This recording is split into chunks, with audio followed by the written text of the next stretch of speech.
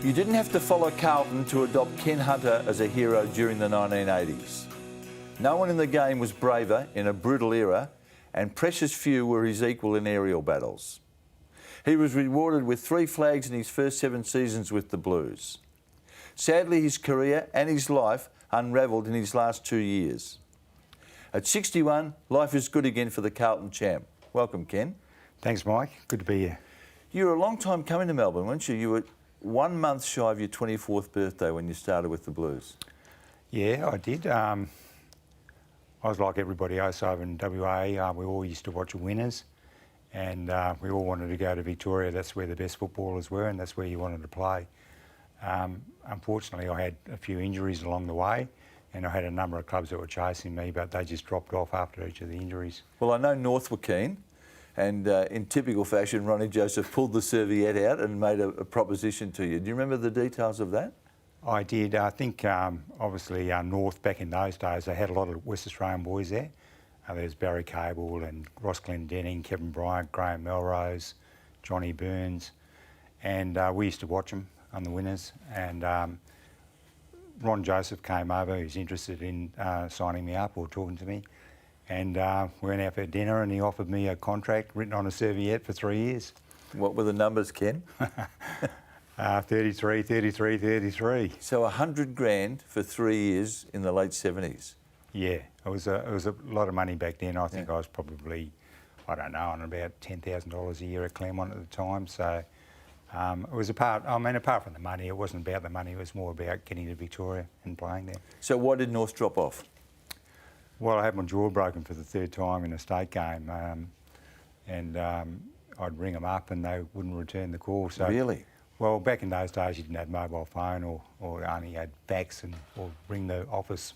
But you know, I had a bit of bad luck with those types of injuries early on, so I guess they just didn't think I was able to, play at that level. 3 broken jaws in what, 18 months? Would have been about 18 months. So, but back in those days, Mike, all the paper and all the media said I was too reckless, too crazy, and I should give the game away. But I was like only 19 at the time, and my career was just starting. I didn't want it to end. Now, Mel Brown, was he your first coach at Claremont? Mel Brown was my first coach, and I was very grateful that he was the one that gave me my first game. It could be very intimidating, Mel, but he was brought to Claremont because we were probably considered a bit soft at the time, and he certainly toughened the place up. He had a Richmond background, a Richmond link. Did he try to get you to Punt Road? He did. I think he would have liked for me to go to Richmond, but because of all the injuries, and I think at the time Richmond just thought I was too skinny and they just weren't interested in halfback flankers. A couple of your famous teammates were boys by the name of Phil and Jim Cracker. Yes. You had a falling out with Jimmy, did you not, when you were a teammate? Look, I mean, a lot of people have said that, but, when Jimmy and Phil Cracker first burst on the scene in West Australian football, they brought a lot of people back to the game. They were absolutely brilliant. I've never seen 2 more brilliant players, brothers, Indigenous players, that just took the football world by storm, and they were Jimmy and Phil. Jimmy was a competitive little bugger, and Phil, he had some real sense of humour about him and had some great one-liners, and so I liked him a lot. But there's one day at training where I'd beaten Jimmy to the ball a few times and he didn't like it, and as we got up, from one particular contest, he was about to throw a punch, and so I threw a punch back, and so yeah, there's a big punch on at training, and they called it off, and they called training off. Called training off. Yeah. Went into the showers, thought it was all settled down. Jimmy came in and he wanted to keep it going. In the shower? In the showers. And a good mate of mine, Johnny Annear at the time, tried to intervene, and he copped one across his eye. And did he? Yeah, and so Jimmy then wanted to go on with it, and out in the Oval with me and Phil and Johnny and him. So thankfully, things sort of settled down. 1981, your first year with the Blues. My memory, I knew you then. You were shy, I reckon, and almost a bit intimidated by Melbourne, as my memory is. When you arrived at Carlton, and as good as they were they welcoming? Did they give you the impression that you were going to have a spot there? Look, I think initially, you know, when I first came over, we ran up and down these hills for a couple of hours, and I was exhausted, and I was about to, you know, crawl to my car and drive off, and I hear this voice next to me go, "Hey mate, where are you going?" And I looked across, and it was Mark McClure. And I said, "Well, I'm going home." He goes, "No, you're not. Follow me." So we went straight to the nearest pub. And then after training, all the other boys, they all went to the pub. There they were, you know, having a beer. They had no idea who I was. They couldn't care less about what your reputation was anyway. I mean, you had to prove yourself. So, but you know, it wasn't easy. I mean, they were a pretty tight group, so they weren't about to let any interstater come in easily. How was Trevor Keogh's welcome? Well, Trevor, I mean, he's a great bloke and he can't remember it, but he said to me, "Oh, what position do you play, mate?" And I said, "Well," this is at the pub. And he goes, "Oh, well," I said, "half-back flank." And he goes, "Well, good luck. There's only about 5 All-Australians in the back line." They called you Roy, didn't they, at the Blues? Yeah. What's the origin of that? Well, they had like a family day in one of the suburbs out in Melbourne, and the compere at the time got up and said, "I'd like to introduce Carlton's latest recruit, Roy Hunter from South Australia." So he got that badly wrong. But You wouldn't want to have come over with a big head. No, absolutely. How would it have been 6 months later when you were best and fairest in your first year in a premiership team? Look, that was amazing, Mike, because you know, all you want to do is come over and prove yourself in playing in the best competition. But to be able to, you know, play in a grand final in your first year against probably, you know, the greatest rival, Collingwood, at the MCG with 115,000 people was just an unbelievable experience. How'd you go? Look, yeah, not too bad. I think obviously, you know, you when you walk up that race and, you know, you can hear the crowd, and then you get out in the ground and you hear this almighty roar, and you look up and you think, yeah, this is what it's all about. And Nerves or not? I wasn't too bad. No, I was pretty good actually. Played on Peter Dacos, and Dakes was a bloke that was tough to play on because he only had to get 2 or 3 kicks and he could, you know, turn a game. So the concentration levels to play on a guy like him were extreme. You talked before about the broken jaws. I'm interested in concussion because the way you played your footy, it was just fearless. And I mean, in that era, if you were in front going for a mark, you knew you'd get a belt in the head, didn't you? Were you concussed in the strict sense a lot of times? Look, I reckon, I was trying to think about it the other day, I reckon there was probably 3 or 4 times where I was completely knocked out, carried off in a stretcher. And there's probably, I reckon, at least 15 to 20, maybe more, where, you know, you've been hit in the back of the head or hit on the ground, where you just play on memory, and eventually you come good. And that certainly happened in the grand final in '82. Jimmy Jess cleaned me up early, and Accidentally or deliberately? I was there to be taken out, and he did it, you know, and so fair enough. But I was taken off, and I can't even recall coming back on the ground until probably I came on after, I don't know, 20 minutes on the bench, I guess, and I don't recall going back onto the ground until half time, when I sort of had about 15 minutes just to be able to realise where I were. That marking, the way you attacked the footy, and certainly the stuff in the air, were you like that as a kid? Was that just natural to you to sort of, you saw the ball and you just wanted it? Yeah, pretty much. I guess I just learnt early on, I guess, that, you know, to play footy, that if you wanted to play well, you want to be, you know, in the best players, you just had to get the footy, and I was a reasonable mark. So, well, you're reasonable. Reasonable mark. So I guess that I just had the attitude that, you know, if the ball's there to get, just try and get it and don't worry about the consequences. Now, I heard this fanciful story yesterday, Ken. Yes. That the year you won Mark of the Year, I think it was 1983? 83, yep. Yeah. You won Mark of the Year, and a bloke called Bazasto, your teammate, rang Channel 7 and complained about it. Is that true? It couldn't possibly be true, could it? Well, Buzz wouldn't do something like that, would he, Mike? He's a great fella. No, I took Mark of the Year on Channel 7. It was probably wasn't a spectacular mark, but it was probably one of those where you're going back with the fly of the ball. Buzz took one in on the ABC and won Mark of the Year, and I think he might have won a bike. And he wasn't too happy because I won a car. And he rang up and thought that his mark was better, allegedly. So he did ring? I don't know for sure, Mike, but you just told the story. Well, I can't say that you've refuted it. You weren't bad forward, actually. When in my research, you kicked plenty of goals. You kicked 5 or more goals 9 times in your career. Did you know that? No, that's a surprise. And funny again, talking about concussion. I'd never played up forward before, and it was in 1983, and we were playing at Victoria Park. And I went up for a mark and got hit in the back of the head by Graham Teasdale. So I was knocked out, gone in at half time, and they decided, put him up forward. So ended up going up forward and we kicked 3 goals and we ended up winning the game. So from that point on, I think LA might have found ourselves a forward. You won the goal kicking one year at Carlton. I did, yeah. 83. I ended up kicking 43 for the second half of the year. That was, after Victoria Park.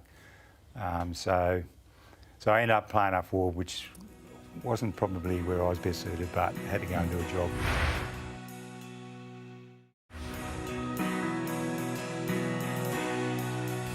Kenny, you had 4 grand finals and 3 flags at the end of 1987.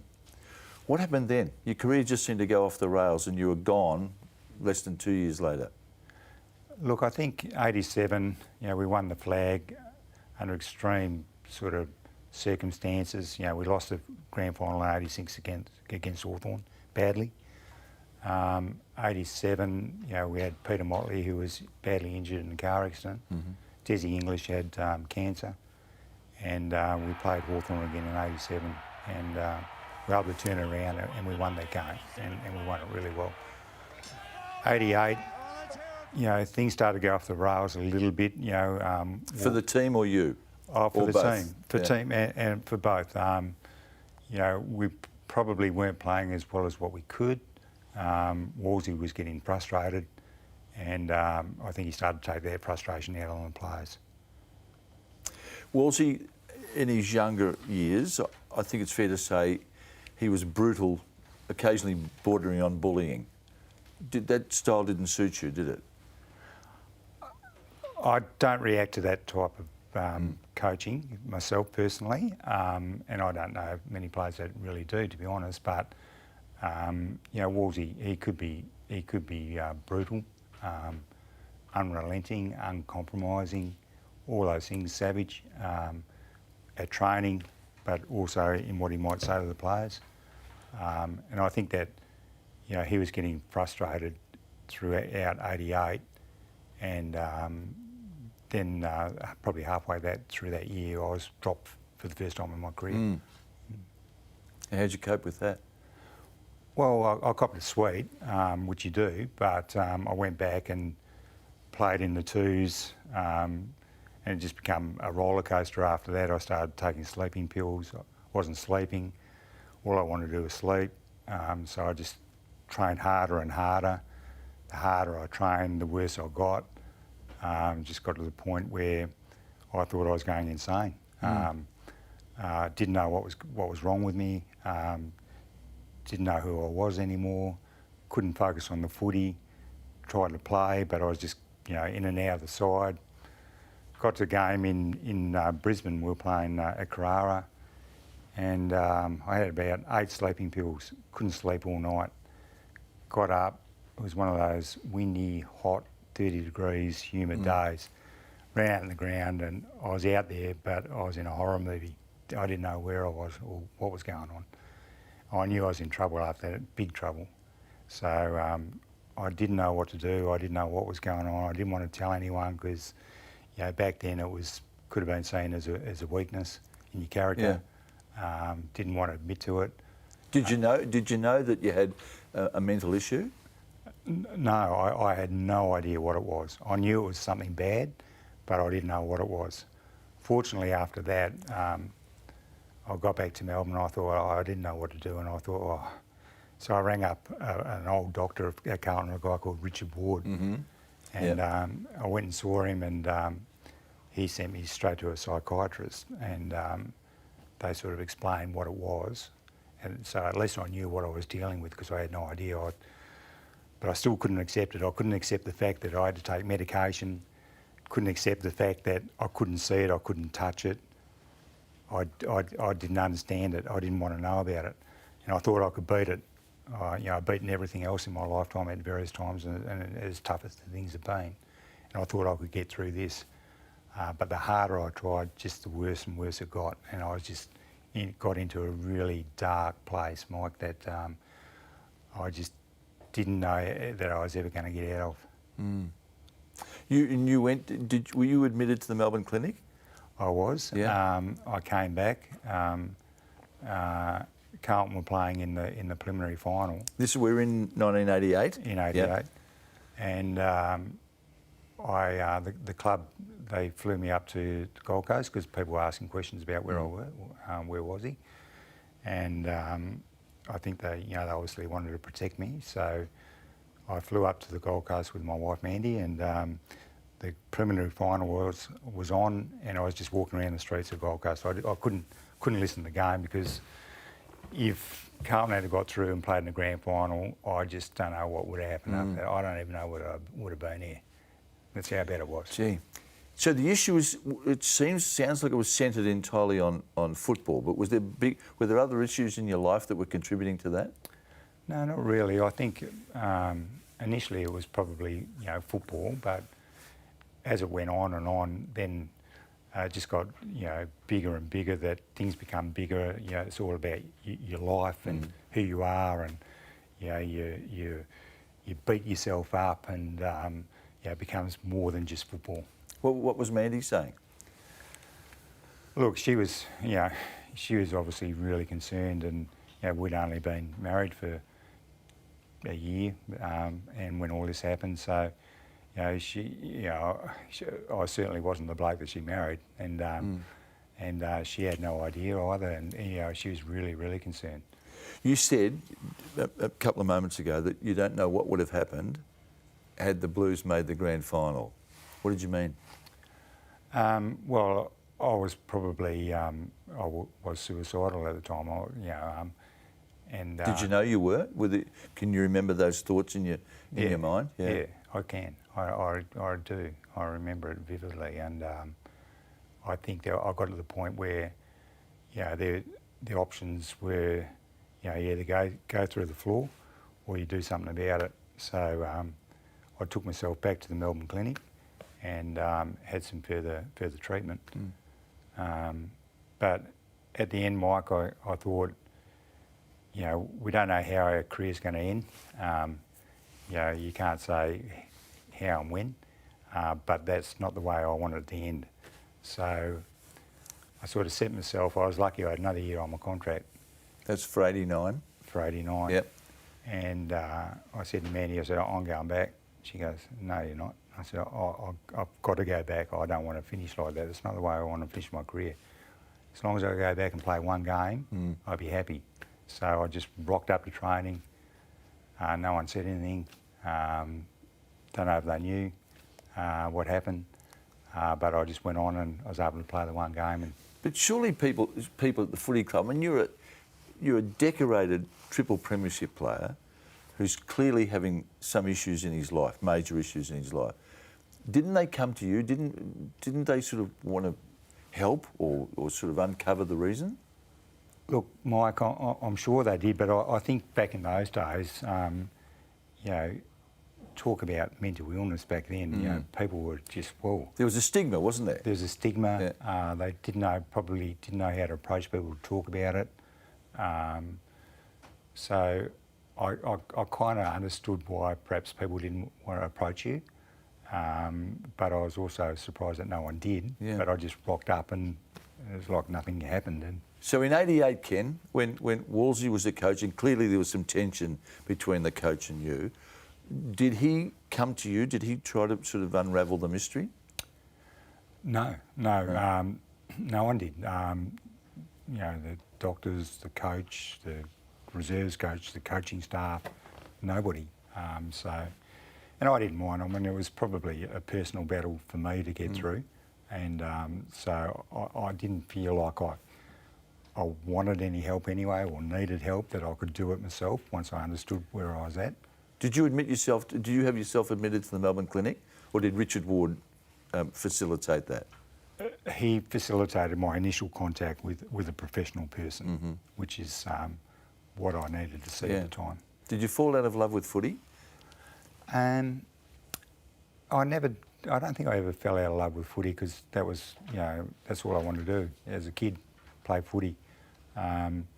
Probably fell out of love with the systems, the structure, the way that, you just want to play, the enjoyment of playing footy, what you did as a kid, to be able to enjoy football and go out there and perform and come off and enjoy that camaraderie with your mates and feel like that you've really achieved something. So no, I never fell out of love with the game.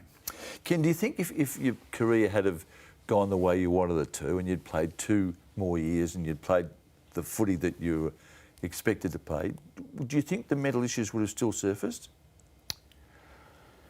I don't know. I mean, how do you know, Mike? How does anyone know? Because lots of blokes as good as you, the elite level of footballers, they've had to cope with similar stuff, haven't they? Well, they have, and I didn't know that. I suspected it. As you know, Caroline Wilson rang me up. Yep. You were brave, I must say. I compliment you on your bravery. At that time, players didn't talk about their mental demons, did they? No, they didn't. And when Caroline rang me up and asked whether I'd be prepared to talk about it, I mean, I had to think long and hard about it. I had to talk to my family. I spoke to David Parkin, who I respect greatly. Spoke to my place of employment, Carlton United Breweries, as to whether there's going to be any issues. I was that worried. But I felt that, I had to, if I didn't talk about it when I had the chance to talk about it after Caroline rang me, that it might be something that I regret, because it was something I wasn't ashamed of. It was something that I wanted the AFL to know, that there's an underlying issue here that they should be aware of, and I wanted people in society to understand that, look, it just doesn't happen, with general people in society as well, Yep. but it also happens within sport. And after the story broke, I was really surprised, just how much media attention then came my way. I wasn't prepared for it.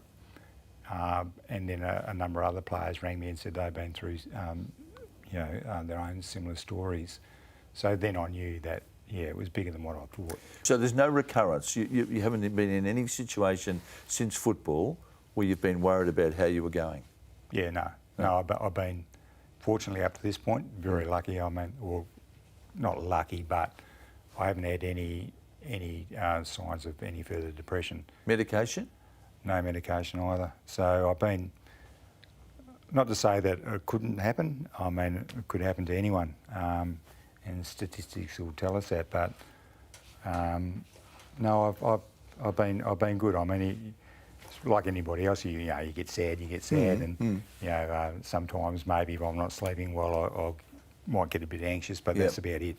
Carlton's big on reunions, as the old Carlton is entitled to be, given they won so many flags. When you and Wolsey cross paths there, are you okay? Look, we are. Look, I've seen Wolsey a few times at different functions, but once again, we've never really sat down and spoke about what happened through that period. And would you like him to?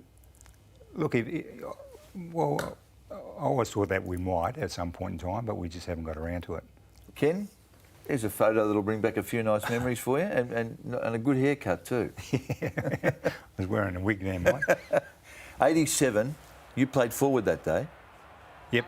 The third of the flags. Yep. At that point, did you think it was just going to go forever? Did you think there was any hint to you that it mightn't go for another 4 or 5 years? Look, at the time I thought I had a few years left in me. I've always been pretty honest, I think, with my football. I've never really got ahead of myself. I've always been honest about it. And I after the 87, I thought I still had 2 or 3 years left. I always ask brave people this question. Now, talking about bravery, Wolsey said that you and Gary Crane were the two toughest players he ever saw play the game. He said your bravery was scary. Was there ever an occasion on a football field that you were tentative or worried about where you were going? You know, there's some tough boys out there at different times. I'll tell you one bloke, I guess, that you always a bit knew that was around.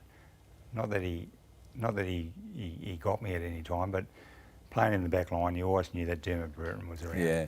Yeah, He'll love this. Yeah. You could, and I like Dermot. He's a good bloke as well, and but you could certainly, you knew he was around, and you could feel his presence. And he never got you? Never got me. No, I don't think he. Probably had a chance a few times. He would have had a lot of respect for the way you played footy. Look, Hawthorn were a great side back then. And they had some great players, and we used to have some great games against them. Dipper and Dermot, and Tucky, and all those guys. You didn't give him any lip in '87, did you, when Reece Jones was stitching him up? No, I didn't. I was up the other end, but Reece played a great game that day, and I'm really glad for Reece that he won the Norm Smith, and so he hasn't. I mean, because he could really play footy, and people probably just remember him more for the times that he got reported. But he was a great player, Reece, and to win the Norm Smith on that day was a credit to him. You're still doing some work with an old teammate of yours in Kenny Sheldon. What are you doing? Well, Kenny, I've been retired for a couple of years, and he said, "Well, what are you doing?" And I said, "Well, not a great deal. I've been travelling with the missus." And he said, "Well, let's get out and do some work." So we've been doing some coaching and mentoring for corporates, Mike. So that's been keeping us pretty busy. So what's the thrust of your message? If we called you into Fox to address the troops, what is the theme? The theme for me, well, there'll be a lot of themes, but I think the message would be that if you are having difficulties, please go and talk to your doctor, talk to your friends. Early intervention is the best. Talk to somebody and you can get through whatever you're going through. Is that a lesson you learned the hard way? Did you talk to enough people in your situation? No, I didn't talk to people because I thought I was a big tough footballer. I can get through this, don't need any help, don't need any medication, I can do it on my own. And I think that's the hard lesson I learnt. You were a great player, mate, and I can honestly say that those of us who didn't necessarily have a deep affection for Carlton love watching you play. Every time you're on the ground, there was a highlight coming. So it's great to see, and it's great to see you in such good health. I appreciate it, Mike. Good on you. Thanks, Kenny. Okay.